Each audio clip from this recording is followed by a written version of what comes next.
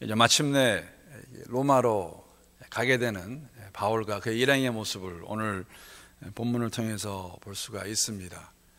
사도행전을 시작할 때 그렇게 말씀을 드린 것 같습니다. 사도행전은 1장 8절 말씀이 주제라고 그렇게 말씀을 드렸습니다. 우리가 너무나 잘 알고 있고 또 외우고 있는 그 말씀이죠.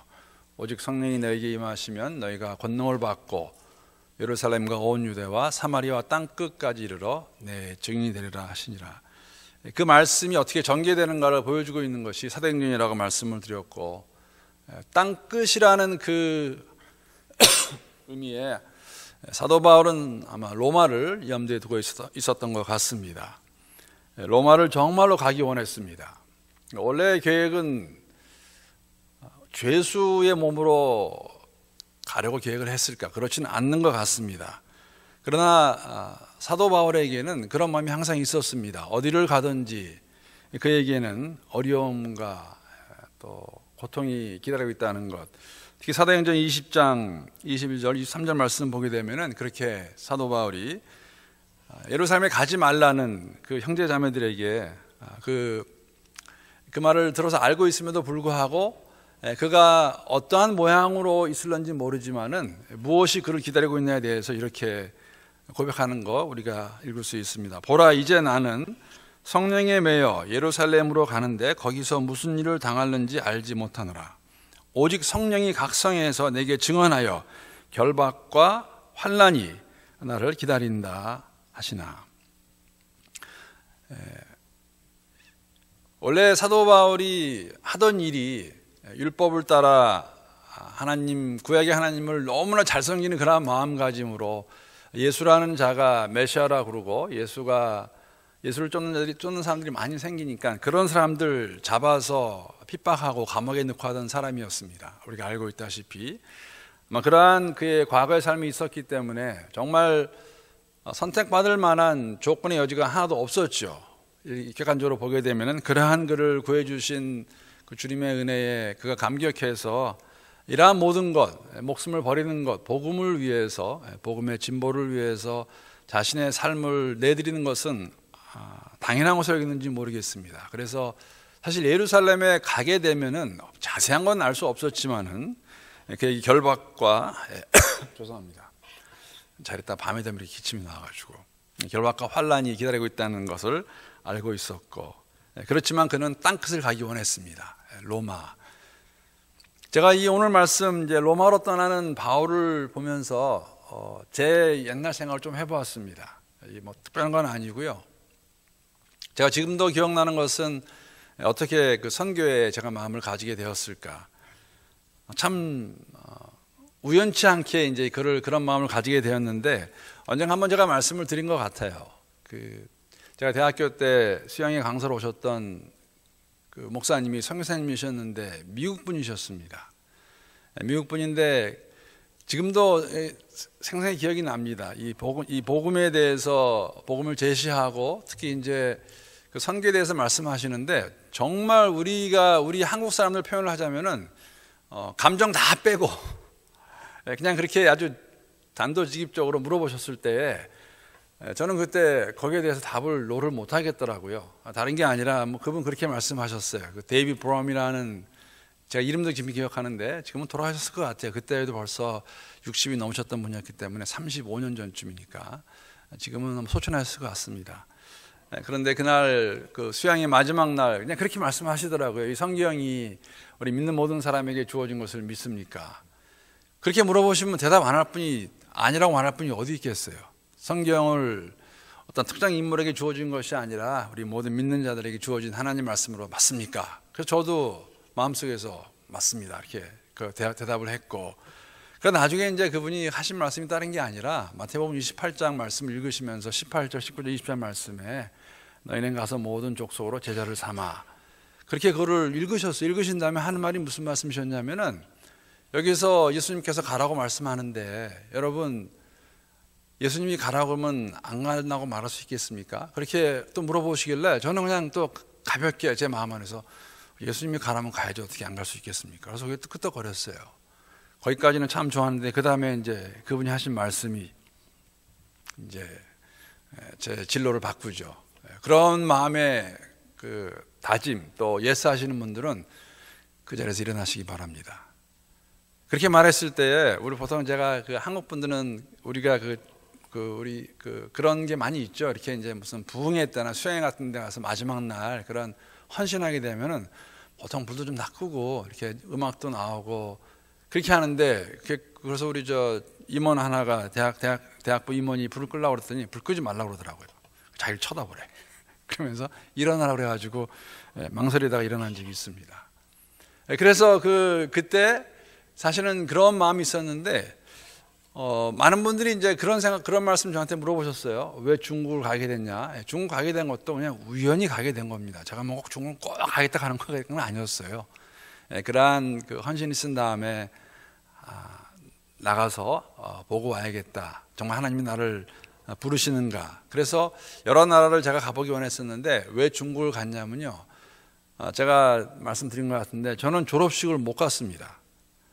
왜냐하면 졸업식 하는 날 저는 그 북경에 가게 됐는데, 북경을 가게 된 이유는 제가 알아본 선교 그 단기 선교 기간이 나와 있었는데 중국만 기간이 안 나와 있었어요. 그리고 날짜를 이렇게 맞춰 보니까는 제가 졸업을 하고 다음에 가게 돼 있었는데 그렇게 안 되고 그냥 졸업하는 그날 저는 북경에 도착했습니다. 그래서 갔는데 그 이후로 사실은 제가 신학교로 가서도 항상 제 마음 가운데는 그 부담이 있었습니다. 하나님께서 중국을 보여주셨고 처음 간 중국이었는데 86년도였는데 너무너무 중국이 좋았습니다. 저는 모든 게 다 좋아서 그 이후로 중국에 가겠다는 생각을 가지고 그렇게 준비를 했는데, 이 사도 바울에게는 이 땅끝이라는 개념 가운데 로마가 있었습니다. 로마에 가서 복음을 전해야겠다. 그래서 사실은 주님께서 사울을 부르셔가지고 다메섹 도상에서 그를 훈련시키시고 또 잘 양육시키셔서 이제 감당케 하시는 그 일, 즉 복음을 전하는 일을 그에게 감당시키셨는데, 그에게는 뭐 죽으나 사나 깨나 자나 하나가 있었죠. 내가 이 복음을 가지고, 먼저는 사실 사도 바울에게도 먼저 그가 부담 가졌던 사람은 유대인들입니다. 왜 그러냐면은 사도 바울이 제일 잘 알아요, 유대인들의 상황을. 구약의 하나님께서 분명히 말씀을 통해서 보여주셨는데 그 예수를 메시아로 받지 못했을 때에 그들이 가지고 있는 잘못된 생각과 오해와 그런 것들로 인해서 하나님부터 멀어진 걸 알고 있었기 때문에 그는 어찌됐든지 간에 자신의 동족에게 말씀을 전하기 원했고, 그 말씀이 거기서 끝나는 것이 아니라 이방인들에게까지도 가기 원했습니다. 그러한 모습을 잘 볼 수 있는 것이 로마서입니다. 로마서에 보기에는 얼마나 그가 유대인이나 이방인이나 다 같이 죄인이고 모두 다 율법이 있는 자는 있는 자에게, 없는 자는 없는 자에게 하나님께서 그대로 그 상황을 통해서 복음을 전해주신다는 것을 그가 선포하고 있는 걸 알 수가 있죠. 그래서 예루살렘에 가는데, 예루살렘 처음 갈 때에 이제는 다 기억하실 거예요. 아시아에 있는 아시아의 교회들이 예루살렘의 어려움을 듣고 헌금을 모아주었습니다. 그래서 헌금을 가지고 가서 거기에 떨어뜨리고 그 다음에는 무번하는 거죠. 로마를 가기 원했는데 거기에 갔다가 5일 만에 그를 알아본 이방인 그 디아스포라 유대인들이 그를 알아보고 사람들을 선동해서 잡죠. 그래가지고 감옥에 갇히게 되는데, 사실 감옥에 갇혔지만은 자유는 있었습니다. 2년 동안 가이사랴에서 풀려나지 못합니다. 그 이유는 그 총독 벨릭스 이름이 기억나실 겁니다. 그 벨릭스가 사실은 바울이 감옥에 갇힐 만한 연유가 없음에도 불구하고 놓아주지 않지요.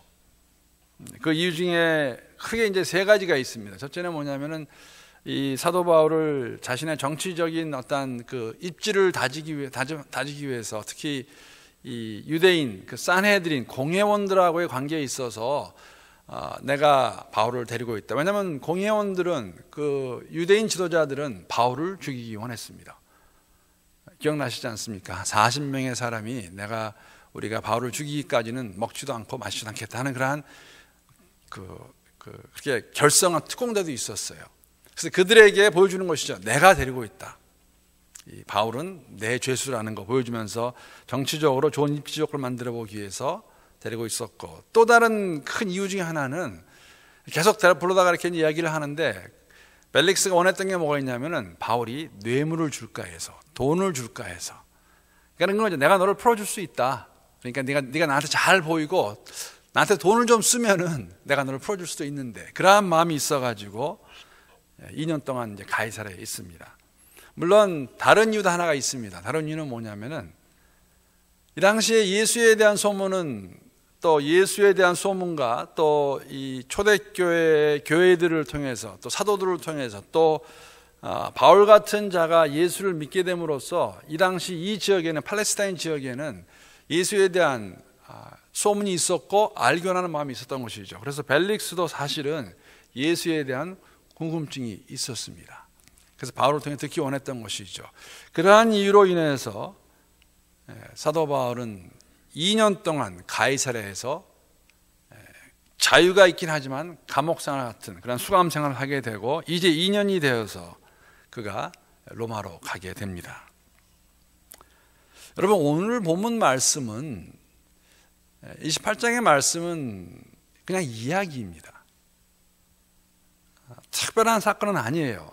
2년 동안 가이사랴에 있다가 이제는 그 베스도 총독이, 이제 벨릭스를 이어서 된 총독이 베스도인데, 더 이상 바울을 데리고 있을 수가 없습니다. 그냥 거기다 놔둘 수가 없어가지고 바울이 원했던 것 같이 황제 재판을 받기 위해서 나는 가이사랴에 가겠다, 그렇기 때문에 보내야 되는 것이죠. 근데 오늘 본문에도 우리가 알 수 있지만 이런 생각을 해봤습니다. 여러분, 우리의 삶이라는 게 믿는 사람의 삶과 안 믿는 사람의 삶이 다른 것이 무엇이 있을까? 제가 드리는 말씀은 우리가 일반적으로 매일같이 하는 삶의 생활의 모습이 예수를 믿는 사람과 안 믿는 사람의 모습이 무엇이 다를까? 대답은 다른 게 없다는 겁니다. 똑같습니다. 여러분도 말씀을 드렸지만 아침에 일어나서 일 갈 준비를 하고 일 가서 하루 종일 일을 보고, 회사에서 아니면 자영업을 하고 저녁에 집에 들어오면 피곤하지 않습니까? 씻고 저녁 먹고 좀 쉬다가 TV 보다가 이것도 보고 저것도 보다가 잡니다. 그런 비슷한 생활이에요. 그런데 믿는 사람의 생활은 안 믿는 사람과 어디서 다를까? 오늘 본문의 내용도 그렇습니다. 오늘 본문의 내용은 로마로 가는, 특히 베닉스를 향해 가는 그 배가 파손을 당하게 되는 그 모습을 지금 기록하고 있습니다. 물론 바울이 이제 나누겠지만은 바울은 가지 말자고 그랬어요. 왜 가지 말자고 그랬을까? 근데 그 말을 안 듣고 가게 되죠. 이러한 상황 가운데서 우리가 볼 수 있는 것이 무엇일까? 여러분, 지난 2년 동안 바울이 가이사랴에 있을 때에는 총독 벨릭스 앞에서, 또 베스도 앞에서, 그리고 아그리빠 앞에서 복음을 변론할 기회가 주어졌습니다. 그래서 아주 정말 명확하게 예수가 누구이고 왜 자기가 이런 처지가 되었고, 사도 바울이 내가 믿는 것이 무엇인가 말로 그가 복음을 전합니다. 그러나 오늘 이야기 같은 것은 사실 말은 아니에요. 그냥 삶 전체를 통해서 그가 이러한 일을 당했을 때에 그 상황이 어떻게 반응을 보이는가, 어떻게 대처하는가, 그것을 통해서 사실은 270명의 사람들이 예수에 대해서 듣게 되고 보게 되는 것이죠. 그 부분을 좀 얘기하기 원합니다. 오늘도 우리가 알 수 있는 것은 뭐냐면은 사도 바울에게는 모든 것이, 위험조차도 기회가 된다는 것이죠. 예루살렘에 갔다가 사람들이 그를 알아보고 그를 잡습니다. 그러면 우리는 정말 어떤 면에서는 여러 가지 말을 할 것 같아요. 왜 갔을까? 내가 그 말 듣고 오지 말 것을. 우리가 좀 더 우리가, 물론 믿는 사람들이 써야 될 만 알지만은 재수가 없어서, 운이 되게 없었다, 정말 시간이 안 좋다, 그렇게 말할 수도 있어요. 그러나 사도 바울은 그렇지 않았습니다. 그 자체가, 가이사랴에 있는 그 자체가 기회가 되었지요. 여러분, 어느 기회, 어느 찬스가 있어서 어떻게 이게 만들어져서 총독 앞에서 말씀을 변론할 기회가 주어지겠어요? 아그리빠 앞에서 말씀을 전할 기회가 주어지겠습니까? 그거는 그가 가서 잡혔기 때문에 가능한 일이었어요. 그러니까 이러한 위험조차도 사도 바울에게는 기회가 됐다는 것이죠. 무슨 기회? 예수를 나타내는 기회가 되었습니다. 이 모습을 보면서 제가 한 가지 또 생각난 사건은, 제가 중국에 있을 때 정말 많이 들은 이야기입니다. 여러분, 중국은 한국보다 복음이 한 100년 전에 들어갔습니다. 경교를 빼고, 경교는 6세기에 들어간 네스토리안이라는 그 우리 그 당시에 로마에서 그 신부들이 간 그거를 빼고 우리 한국보다는 한 100년 전에 복음이 중국에 들어갑니다. 근데 정말 복음이 잘 전파가 안 돼요. 땅도 크긴 하지만. 근데 언제 중국에서 복음이 가장 빠르게 가장 효과적으로 전파가 됐냐면요, 문화혁명 때입니다. 문화혁명 10년 동안에 그때 홍익군 물론 모택동이 정치조력을 사용해서 사람들을 그때 가장 그 핍박을 많이 받은 부류가 두 부류가 있습니다. 지식분자. 이 지식분자라는 것은 이제 지식분자는 인텔리를 말하는 것이 공부한 사람들. 그래서 그때 저를 가르쳤던 제가 중국에 있을 때 저를 가르치던 그 교수님도 대학 다니다가 쫓겨나서 시골로 오신 분인데 그렇게 말씀하시더라고요. 어떻게 사람을 보고 지식분자가 아닌가 알 수 있을까? 뭐 여러 가지가 있는데 그 중에 하나가 무엇이냐면은 안경 낀 사람들은 지식분자예요. 무조건 잡아가지고 그냥 기차 태워서 보냅니다, 시골로. 그리고 지식분자와 함께 가장 많이 어려움을 당한 사람이 누구냐면은 크리스찬들입니다. 근데 이 그 문화혁명 10년 동안의 중국의 기독교 역사를 보게 되면 꼭 초대교회랑 많이 비슷합니다. 이분들이 이 크리스찬들이 가는 곳마다 거기 가서 복음을 전했어요. 그래서 복음이 전파된다는 것이죠. 그래서 이러한 어려운 힘든 것들이 그냥 힘든 것에서 끝나지 않고 그것이 기회가 되어서 말씀을 전하는 것. 여러분 요새 우리 조심스럽게 나오는 말이 있어요. 아마 좀 시간이 지나면은 이것이 어떠한 효과를 낸다는 알 수 있을 것 같습니다. 여러분 요새 이슬람 국가의 잔악성이 너무너무 세계가 다 놀라고 있습니다. 이슬람권 사람들도 놀라고 있어요. 이슬람권 사람들이 이제 그 정죄하기 시작하지 않습니까? 이 이슬람 국가 ISIS는 이슬람이 아니다. 근데 다 맞는 말은 사실 아니에요. 왜냐하면 이 사람들이 가지고 있는 생각이 뭐냐면은 종말론적 신앙입니다. 이 IS 이슬람과 이슬람. 그래서 이 사람들이 사람 죽이는 걸 무서워하지 않아요. 이렇게 말세가 올 거라 생각하는 거예요, 이 사람들이요. 그러니까 그들이 갖고 있는 신학이죠, 이슬람 신학. 근데 이것을 지금 조심스럽게 우리가 보는 부분이 뭐가 있냐면요, 이것으로 인해서 이슬람권 자체 내에서 균열이 일어납니다, 조금씩. 왜냐하면 우리가 믿던 이슬람이 이런 것인가에 대해 생각을 하게 되는 거예요. 모하메드 처음에 왜 이슬람을 시작했고 어떻게? 왜냐하면 지금 IS가 주장하는 게 뭐냐면은 모하메드이 처음에 세웠던 국가 이런 국가겠다는 겁니다. 틀린 거 아닙니다. 맞는 부분이 있습니다. 한 손엔 칼을 한 손엔 꾸란을 들고 꾸란을 안 믿는 알라를 안 믿는 사람은 죽였어요. 물론 이제 방법론이 있겠지만 제가 드리고 나는 말씀은 뭐냐면은 이런 어려운 상황이 사실은 그냥 보게 되면은 힘들게 받아들일 수도 있지만은 사실은 이거를 통해서 앞으로 복음이 어떻게 지금까지 복음이 가장 안 들어간 지역이 이슬람 지역입니다. 가장 어렵고 힘든 데예요. 여러분 제가 우리 그 토요일날 인도하고 있는 그 제자반에 잠깐 말씀을 드렸는데 이번에 그 IS 사람들이 콥틱 크리스찬들 21명을 죽였습니다. 여러분 들어다 아실 거예요. 근데 여러분 콥틱 크리스찬에 들어본 적 있으세요? 콥틱 크리스찬? 콥틱 크리스찬은 이집트 크리스찬들입니다. 이집트인의 10%가 콥틱 크리스찬입니다. 이슬람 전에 있던 사람들이에요. 초대교로 갑니다. 이것이 교회 시작이. 근데 이번에 21명이 죽으면서 이 사람들이 부각이 됐죠. 콥틱 크리스찬이 누구냐? 왜 이들을 죽이냐? 했을 때에 이러한 위기와 어려움을 통해서 지금은 저희가 당장 저도 지금 다 말할 수 없습니다. 어떻게 이것이 그 복음의 진보를 위해서 어떻게 사용될 수 있을까는 저도 잘 모르겠습니다. 그러나 분명한 것은 이러한 것들이 그냥 잔인하다, 힘들다, 어렵다라만 끝나는 건 아니라는 것을 나누면서 이러한 걸 통해서 하나님께서 일을 하신다는 것이죠. 복음을 가지고 예루살렘에 가서 거기에서 헌금을 주고 로마를 가기 원하는 마음이 있었는데 사도 바울이 죄수로 로마를 가려 생각 안 했을 것 같습니다. 그러나 예루살렘에 가서 그가 잡히게 됩니다. 잡히게 돼서 사실 위기가 오는 것이죠. 여러분 예루살렘에서 잡혔을 때 거의 죽을 뻔했었어요. 천부장이 들어가지 않았으면은. 그러니까 그러한 기회를 통해서 그가 지금 말씀드린 것 같이 총독 앞에서 복음을 전하게 되고 아그리빠 왕 앞에 복음을 전하게 되고 궁극적으로는 가이사 앞에 그가 갈 것입니다. 그러면 사람의 눈으로 보게 되면 굉장히 힘들고 어렵고 불행한 삶을 같이 보일 수 있어요. 그러나 하나님 나라의 관점에서 보게 되면 이러한 모든 걸 통해서 이러한 삶 전체를 통해서 그가 복음을 나타낸다는 것이죠.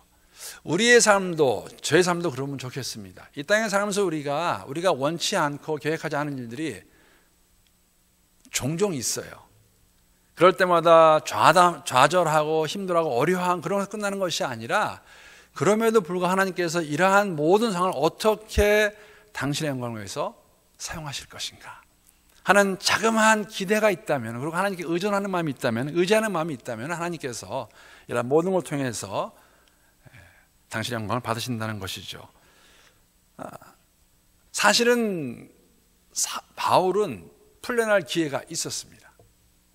왜냐하면 아그리파 왕 앞에서 이가 변론을 했는데, 나중에 총독과 아그리파 왕과 버니게가 이렇게 만나서 하는 얘기가 있어요.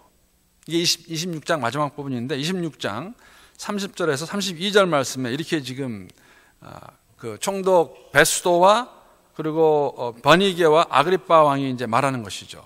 왕과 총독과 버니게와 그와 함께 앉은 사람들이 다 일어나서 물러가 서로 말하되, 이제 얘기를 들었습니다. 사도 바울의 변론을.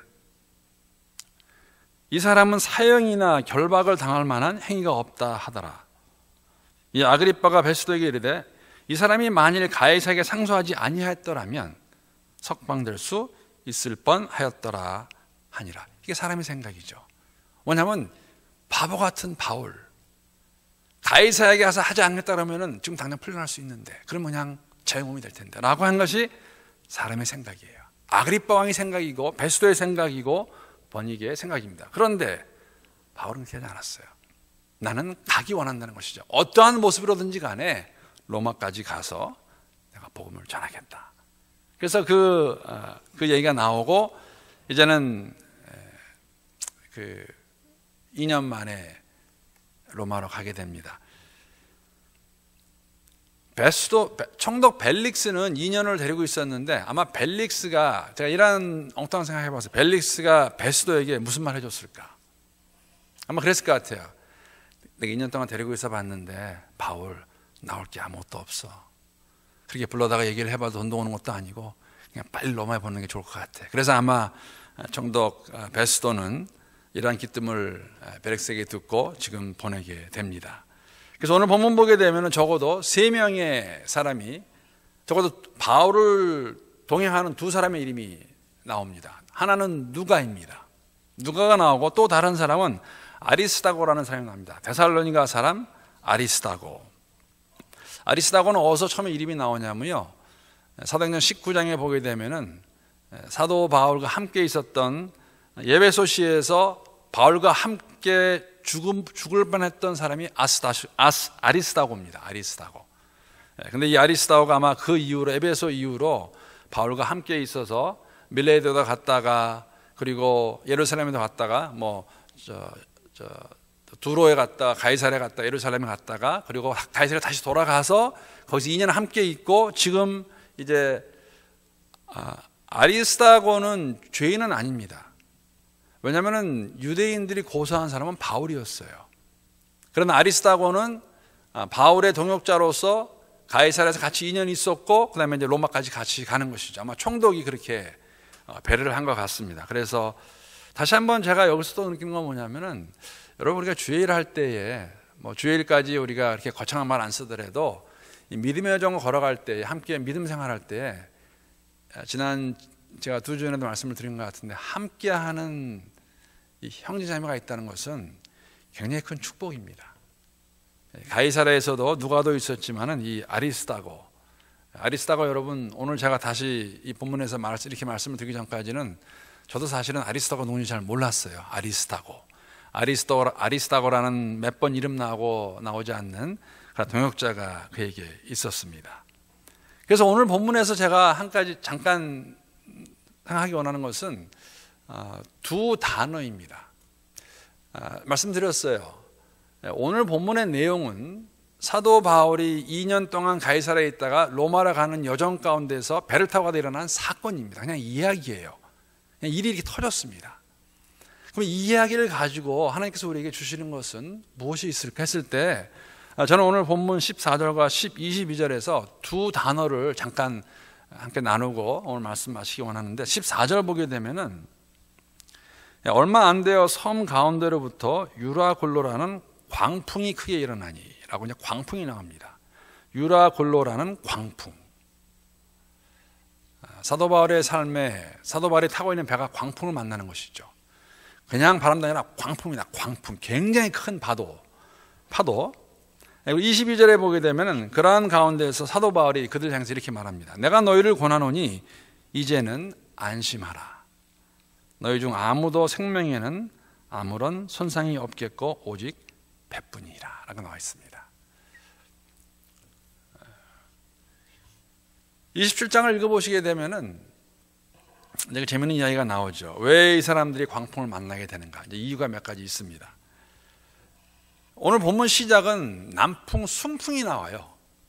참 잔잔한 바람. 근데 떠나자마자 얼마 있지 않아서 광풍을 맞이합니다. 이 남풍은 순풍이었습니다. 로마와 베닉스는 지금 27장 보시게 되면 이들이 떠나는 미항으로부터 북서쪽에 있습니다. 그렇기 때문에 남풍이 순순하게 불어주면 빨리 갈 수 있는 그러한 항로예요. 그런데 그래서 바람 오는 그 순수한 순풍 바람을 타고 떠난 지 얼마 되지 않아서 바로 14절에 보게 되면 광풍이 납니다. 광풍이라는 이름 여기 보게 되면 그 유라굴로라고 되어 있는데요.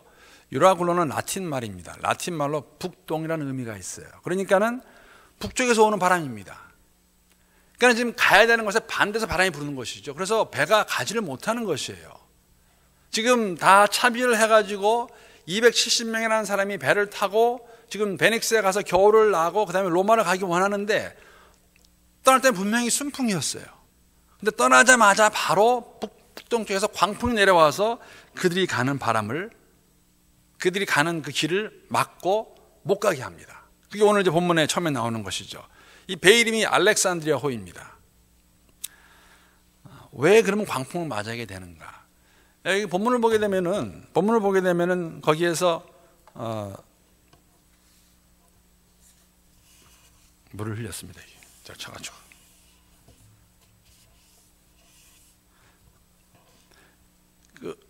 이 배가 270명이 탄 그 배인데 거기에는 이제 세 종류의 사람이 있었어요. 어떤 사람이 있었냐면 처음에는 항해사, 선장하고 선주가 있습니다. 그리고 뱃사람들이 한 부리가 있고 또 한 부리는 누구냐면은 백부장하고 군인들이 타고 있습니다. 그 다음에 이제 누가 있냐면은 그 바울과 같은 죄수들이 이제 그 안에 있는 것이죠. 여러분 원래는 그 27장 앞에 보게 되면요, 그 절기가 지났다고 돼 있어요. 이게 속죄일을 말하는데 속죄일이 끝난 다음에는 겨울로 들어가기 때문에 배들이 항해를 하지 않습니다. 그런데 왜 이 선주하고 선장이 가기 원했냐면은 지금 있는 그 미항에서는 겨울을 나기에 부적절하다고 이렇게 표현하고 있어요. 무슨 말이냐면은 지금 미항과 만약에 베닉스를 그 두 항구를 비교하게 되면은 베닉스 항구는 좀 더 큰 항구입니다. 좀 더 발달된 항구예요. 그래서 이 선장과 선주가 하는 게 뭐냐면은 이 미항에서 우리가 겨울을 나기 너무 부적절하다가 뭐냐면은 여러 가지 의미가 있는 이야기입니다. 뭐 지루할 수도 있고 할 것도 없고 지루하고 하니까 우리가 좀 더 큰 베닉스에 가서 거기서 겨울을 나고 그 다음에 거기까지 간 다음에 거기서 로마로 가자는 거였죠. 즉 베닉스에 가서 좀 더 편안한 생활을 하기 위해서 그들이 미항을 떠나서 가는데 떠날 때는 바람이 순풍이었어요. 그러나 떠나자마자 바로 이게 광풍 변하는데 여러분 바울이 뭐라고 그랬냐면은 가지 말라고 그랬어요. 자, 바울이 가지 말라고 했던 이유는 사실은 그가 어떠한 뭐 특별한 지식이 있어서가 아니라 여러분 겨울에 지중해 바다는 항해를 하지 않습니다. 왜냐하면 바람이 세게 불기 때문에. 그러니까는 조그만 지중해에 대해서 바다의 생리만 알고 있어도 식견만 있어도 이들은 그걸 하지 않을 텐데 자신들의 편안함을 위해서 무리를 해서 떠났다가 얼마 있지 않아서 바로 광풍을 만나는 것을 볼 수가 있습니다. 그랬을 때 그들의 그 여정, 항로는 바로 이제 타격을 받게 되는 것이죠. 본문 보게 되면은 원하는 방향으로 갈 수 없습니다. 북쪽으로 가야 되는데 북쪽에서 반해 보니까는 올라갈 수가 없어요. 그뿐만 아니라 배에 있는 모든 것을 더 이상 가지고 갈 수가 없습니다. 본문을 잘 보시면요, 거기서 연장도 쓸 수가 없고 짐도 버리게 되고 음식도 나중에 다 버려버리게 됩니다. 더군다나 이 알렉산드리아호는 특히 이 당시에 로마로 가는 배에는 뭐를 가져갔냐면 밀을 가져갔습니다. 밀. 로마 사람들이 원하는. 근데 밀까지도 다 버려버리게 됩니다. 그리고 더 나아가서 이제는 그들의 목숨이 위태롭게 되는 것이죠. 이러한 이야기입니다. 사실 상식만 있었어도, 그리고 지중해의 그 겨울의 상태만을 그들이 조금만 생각했었어도 자신들의 편리함을 위해서 그렇게 무리해서 배를 띄우지 않았을 것입니다. 근데 자신들이 좀 편리하고자 좀 더 베닉스에 가서 좀 더 그 겨울을 잘 지내보자는 그러한 마음으로 배를 띄웠을 때에 이들이 이 광풍을 만나게 되는 것이죠. 270명의 생명이 위태롭게 됩니다. 아마도 제가 이거 보면서 한 가지 깨달은 건 뭐냐면은, 우리가 이 땅에 살아가면서 이 광풍을 종종 만나는 것 같습니다. 많은 경우에는 내 것 때문에, 내가 원하는 것 때문에, 내가 바라는 것을 이루기 위해서 하다가 광풍이 온다는 것이죠. 오늘 본문에 나와 있는 이 모습이 그러한 모습입니다. 자신들이 그 베닉스에 가서 좀 더 편안한 겨울을 나기 위해서 갔다가 광풍을 만나는 그러한 모습. 한 가지 다시 한번 저희에게 보여주는 것은 뭐냐면은, 여러분, 우리가 예수를 믿지만은, 하나님을 섬긴다고 말하지만은, 우리가 종종 이러한 삶의 모습이 있는 것 같아요. 갈등 가운데서, 아니면은 아닌 것을 알면서도 그 일을 추진하다가 나가다가 우리에게는 어려움이 닥치게 됩니다. 자, 그랬을 때에 오늘 사실 이제 사도 바울이 이들을 향해서 굿뉴스를 전해줘요. 오늘 본문의 21절 보게 되면은, 이제 이들이 너무너무 힘들어가지고 어떻게 됐냐면은, 자, 여러 사람이 오래 먹지 못하였음에 바울이 가운데 서서 말하되, 이제 뭐 그 광풍을 만나가지고 뭐 너무너무 힘든 상태에 있고 어려운 가운데 있는데, 20절 보게 되면은 거기서 그들이 바울이 뭐라고 말하냐면은, 여러분이 내 말을 듣고 그에 대해서 떠나지 아니하여 이 타격과 손상을 면하였더라면 좋을 뻔하였느니라. 사실 얘기를 했었어요. 선장과 선주가 간다고 그랬을 때 사도 바울이 뭐라 했냐면, 가지 말자. 이거 위험하다. 이거 가게 되면 우리 목숨만 간신히 구할지 모르는데 가지 말자고 했는데 그 말을 듣지 않고 그들이 간 것이죠. 그러니까 안 갔으면 가장 좋을 뻔했겠죠. 우리의 삶도 크게 다르지 않습니다. 우리가 말씀을 통해서 주위에 있는 또 권면을 통해서 아닌 걸 알면서도 어떤 경우는, 많은 경우는 우리가 그것을 그냥 그대로 밀고 나가요. 왜? 내 것으로 인해서. 그게 내 욕심이 될 수도 있고, 내 야심이 될 수도 있고, 그래서 삶에 어려움이 오는 것이죠. 그러니까 안 했으면 가장 좋았겠죠. 근데 있어요, 삶에 그런 모습들이. 그를 향해서 사도 바울이 22절에 보게 되면, 근데 이렇게 말해줍니다. 내가 너희를 권하노니 이제는 안심하라. 너희 중 아무도 생명에는 아무런 손상이 없겠고 오직 배뿐이리라. 라면서 이 말은 사도 바울이 주님께서 들려주신 말씀을 그대로 전하는 것입니다. 사실 이 사람들을 구해준 목적은 사도 바울 때문에 구해줬어요. 왜? 사도 바울은 가이사에게 가야 돼요. 로마에 가야 되기 때문에. 여러분, 그 27장을 읽어보시면 알겠지만은, 사실 그 선장은 그 죄수들이 배가 파손돼 가지고 바다에 뛰어들게 되면 도망갈까봐 다 죽이기를 원했었어요. 근데 백부장이 살려줍니다. 그러지 말자고 그래요. 왜냐하면 바울을 살리기 위해서. 자, 하나님께서 사실 바울 때문에 270명의 생명을 구해주십니다. 그러니까 우리도 우리 삶 가운데 그런 모습이 있는 것 같아요. 우리가 진리를 알고 있음에도 불구하고, 아님에도 불구하고, 아닌 것을 알면도 불구하고 우리가 그것을 그대로 밀고 나가서 삶에 광풍이 옵니다. 근데 하나님께서 그것을 우리에게, 그걸 통해서 사실 하나님 만나는 기회를 또 마련해 주세요. 다만 우리가 해야 될 것은 뭐냐면은, 그러한 삶의 현장에서 철저한 회개가 있어야겠죠. 아닌 것을 보았을 때 하나님 보여주시고 어려움을 주시고 막아주시고 힘들게 하시면은 그것을 보고 우리가 회개를 하게 되면 하나님을 만날 수 있다는 것입니다. 오늘 270명은 제가 말씀드린 것 같이 사도 바울이 예수에 변론하지 않았습니다. 지금 뭐 벨릭스 앞에나 베스도 앞에나 아그리파 왕 앞에서 같이. 그러나 그가 같이 하는 여정 가운데서 그 사람들의 어려움 가운데 있을 때에 그것을 믿음을 가지고 주께서 주신 약속을 가지고 그들에게 그거를 좋은 소식을 전해줌으로 해서 그들이 예수가 누군가에 대해서 경험하게 된다는 것이죠. 그러니까 우리의 삶은 궁극적으로 그러한 모습이 있어야 됩니다. 그러니까 우리 자신은 잘못된 상황, 우리의 죄로 인해서 아니면 나의 어떠한 아집이 될 수도 있고 고집이 될 수도 있고 삶이 어려워졌을 때 그것을 보고 하나님을 인정하고 회개하는 모습이 있는가 하면 또 다른 그것을 보는 주위에 있는 사람들은 이러한 삶의 모습을 통해서 이러한 현장을 통해서 이러한 상황을 통해서 하나님이 어떠한 분인가를 보여줄 수 있는 그러한 삶의 모습. 오늘 본문 말씀을 묵상하고 마치면서 그런 생각 해봤습니다. 우리가 어떤 면은 그 선장과 선주가 결정한 그 모습이 우리의 모습이 될 수가 있는데 우리는 종종 나의 것을 가지고 그것에 의존하여 결정하게 됐을 때에는 이런 어려움들이 있다는 것이죠. 어려움이 있기 때문에 우리가 항상 정말 깨어있지 않으면 넘어지고 말 것입니다. 여러분 이번 달 말씀 마치겠습니다. 이번 달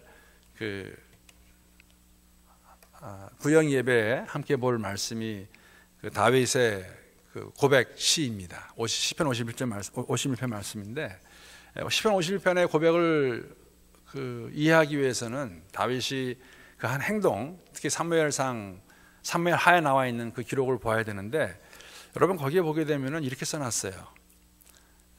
그 우리아의 아내를 범하고 그다음에 그를 감추려고 우리아를 불러다가 밧세바와 동침하게 하려다가 그것이 이루어지지 않았을 때 우리아를 죽이게 됩니다. 이런 걸 다 하고 난 다음에 그 사무엘하 11장 끝에 가게 되면요 어떻게 기록하고 있냐면은 다윗이 여호와 앞에서 악을 행하였다라고 기록하고 있습니다. 악을 행하였다. 여러분 다윗이 어떠한 사람입니까? 근데 다윗이 하나님 앞에서 악을 행합니다. 그래서 저에게 주는 말씀은 뭐냐면은 우리가 얼마나 정말 순간순간 깨어있지 않으면 정말 성령께서 인도하심에 의지하지 않으면 여러분과 저도 악을 행할 수 있어요. 다윗이 악을 행했습니다. 이제 공부하시면서 보시겠지만은 그에 대조되는 인물을 누구를 보여주냐면요 요셉을 보여줍니다. 요셉 기억나시죠? 보디발의 아내가 와서 그 요셉을 유혹할 때 요셉이 뭐라고 하냐면요 내가 하나님 앞에서 악을 행하지 않겠다고 그러고 거기서 도망을 갑니다. 하나님이 함께 하셨을 때에 깨어있을 때에 악을 이길 수 있었던 요셉의 모습. 그러나 다윗은 악을 행합니다. 오늘 말씀을 마치면서 우리의 삶 가운데서도 하나님께서 은혜를 주셔가지고 우리가 매일매일의 삶 속에서 제가 이번에 아파 보니까 그런 거 느끼겠더라고요. 제가 카라멜도 썼는데 몸이 아프면서 같이 느낀 게 뭐냐면은 영적으로도 조금만 방심하면 조금만 깨어있지 않으면 넘어지겠구나. 하나님 원치 않는 삶의 모습으로 들어가겠구나 하는 것을 보았습니다. 오늘 말씀 마치면서 여러분과 제 삶이 주님께서 순간순간 보여주시고 성령 인도하시는 가운데 내 것으로 내가 가지고 있는 것으로 내 자아로 내 경험으로 내 지식으로 결정을 하는 것이 아니라 주의 인도하심에 민감하여서 주님께서 임재하심으로 함께 하실 때에 승리하며 나갈 수 있는 여러분과 제가 될 수 있고 오늘의 삶 속에서도 주를 경험할 수 있기를 함께 기도합니다.